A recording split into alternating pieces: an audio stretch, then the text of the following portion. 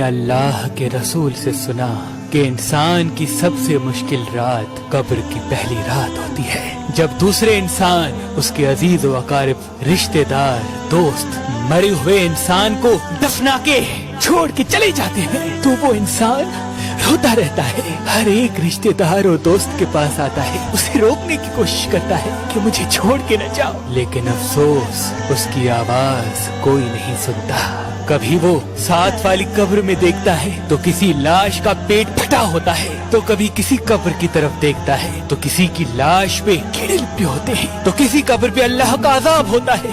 وہ زار و قطار رونے لگتا ہے، اپنے آپ کو تنہا محسوس کرتا ہے۔ اللہ گواہ ہے، انسان زندگی میں اپنے آپ کو اتنا اکیلا کبھی محسوس نہیں کرتا جتنا وہ قبر کی پہلی رات اپنے آپ کو کرتا ہے۔ اس وقت اس کو ایسا لگتا ہے جیسے سورج ابھی ابھی ڈوبا ہے، اس کو اپنی قبر میں ہر طرف سرخ رنگ دکھائی دیتا ہے۔ اتنی دیر میں وہ دیکھے کہ اس کے دائیں طرف سے دھواں اٹھتا ہے اور دو فرشتے اپنے بالوں سے قبر کی مٹی اکھاڑ کے اس کے پاس آ پہنچتے ہیں، اور پھر پوچھا جاتا ہے تمہارا رب کون ہے، تمہارا رسول و امام کون ہے، تم کس دین پہ زندگی بسر کرتے رہے۔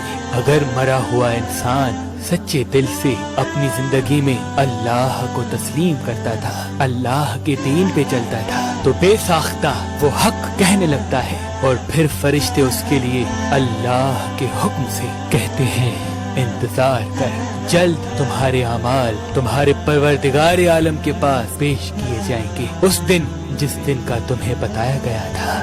لیکن اگر اس انسان کے اعمال بد ہوتے ہیں اور وہ اللہ اس کے دین پہ ایمان نہیں رکھتا تو اس وقت وہ گھبرانے لگتا ہے، اور فرشتے غضبناک ہو کے کہتے ہیں کہ افسوس ہے، تمہاری زندگی میں تمہیں بار بار بتایا گیا تھا کہ جس طرح سے تم سے پہلے انسان مر چکے ہیں تم پہ بھی یہ وقت آئے گا، لیکن افسوس تم نے ان باتوں کو مذاق سمجھا، اور یہ کہا جاتا ہے کہ تمہارے اعمال جلد تمہارے پروردگار عالم کی دربار میں پیش کیے جائیں گے۔ اس وقت اللہ انسان کے اعمال کو زبان بخشتا ہے، اور جو انسان کے اعمال ہوتے ہیں اس کو صورت بخشتا ہے۔ اگر انسان کے اعمال نیک ہوتے ہیں تو وہ نیک اعمال ایک خوبصورت شکل میں انسان کی رہنمائی کرتے ہیں، اگر انسان کے اعمال بد ہوتے ہیں تو ایک بدصورت شکل میں اسی انسان پہ لعنت بھیجتے ہیں۔ ابھی وہ فرشتے جاتے ہی ہیں تو دروازہ تبیر کھلتا ہے، تو وہ کہنے لگا یا علی دروازہ تبیر کیا ہے؟ امام علی علیہ السلام نے فرمایا دروازہ تبیر عالم ملکوت اور عالم برزخ کے بیچ میں ہے۔ جیسے ہی دروازہ تبیر کھلتا ہے تو اس سے عذاب کے فرشتے آتے ہیں، مرے ہوئے انسان کے پیروں کی طرف، ہاتھوں کی طرف، آنکھوں کی طرف، جسم کی طرف۔ اگر انسان کے اعمال نیک ہوتے ہیں تو وہ نیک اعمال بولتے ہیں کہ اے فرشتوں اس قدموں کو نہ چھونا، کیونکہ یہی قدم ہوتے تھے جو اللہ کے لیے چلتے تھے، اللہ کی مخلوق کی بھلائی کرنے کے لیے چلتے تھے، نماز کے لیے جاتے تھے، حج کے لیے جاتے تھے۔ فرشتے جب ہاتھوں کی طرف بڑھتے ہیں تو اعمال بولتے ہیں اے فرشتوں ہاتھوں کی طرف نہ بڑھنا، یہی ہاتھ ہوتے تھے جس سے وہ اللہ کی مخلوق کی مدد کرتا تھا، اللہ کے لیے زکوٰۃ اور صدقات دیا کرتا تھا۔ جب آنکھوں کی طرف بڑھتے ہیں تو اعمال کہتے ہیں انہی آنکھوں سے اس نے اللہ کے قرآن کو دیکھا، اللہ کے نام کو دیکھا، اور اسی زبان سے اس نے اللہ کا ذکر کیا، اور اسی جسم کو وہ ہمیشہ گناہوں سے روکتا رہا۔ اے فرشتوں تم اس پہ عذاب ڈالو گے؟ تو وہ فرشتے آسمان کی طرف دیکھتے ہیں اور کہتے ہیں اے اللہ کیا حکم ہے اس کے لیے؟ تو آواز غیب آتی ہے کہ فرشتوں اس کی قبر کو جنت کا ایک باغ بنا دو، تب تک جب تک یہ ہماری خدمت میں روز محشر پیش نہ ہو۔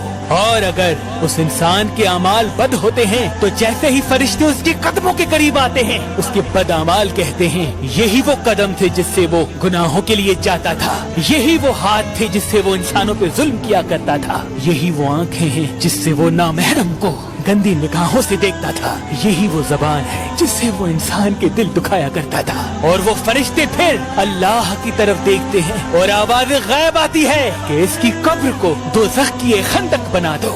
جس طرح سے اس نے اپنے جسم کے ساتھ میری مخلوق پہ ظلم کیا ہے، میری دی گئی نعمتوں کا غلط استعمال کیا ہے، वैसे ही उसकी तकलीफ का मजा चखे, तब तक जब तक इस अजाब के साथ रोज़े महशर वो मेरे पास नहीं आता। अब जैसे ही दोज़ख की खिड़की उसकी तरफ खुलती है, उसकी कब्र में आग लग जाती है, उसकी कब्र सुखड़ने लगती है और आसपास की कब्रों से लोग उसे कहने लगते हैं, ऐ बदबख्त, तूने अपनी आंखों से देखा था कि तुझसे पहले हम मर चुके हैं। एक दिन तू भी मरने वाला था, तुझे तो फिर भी मौका मिला था। तूने क्यों अच्छे अमाल नहीं किए? तूने क्यों अल्लाह की मखलूक का एहसास नहीं किया? इतनी देर में वो कहने लगता है कि मुझे फिर से मौका दिया जाए ताकि मैं अल्लाह की इबादत कर सकूं। तो उसे आलम अरवाह का वो वक्त दिखाया जाता है जब वो पैदाइश से पहले आलम अरवाह में रहा करता था। उसने जो जो जमीन पे अपने लिए मांगा था वो सारे इनामात उसे दिए गए।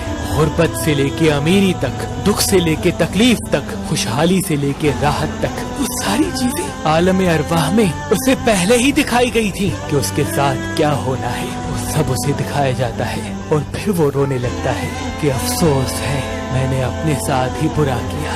मैं अपनी ख्वाहिशात के पीछे भागता रहा। काश जैसा जुल्म मैंने अपने ऊपर किया कोई और न करे।